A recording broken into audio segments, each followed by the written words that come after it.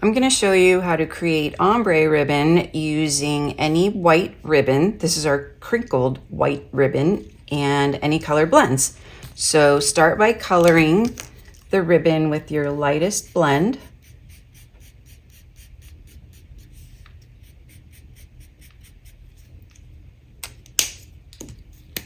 Then add your darker blend just on one edge.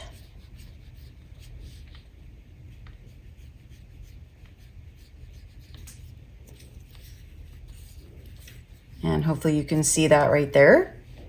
And if you want, you can kind of go back over.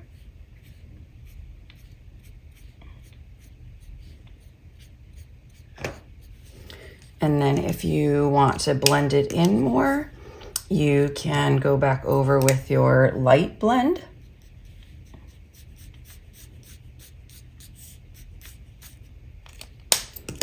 And then you have this beautiful ombre ribbon in any of the blends colors.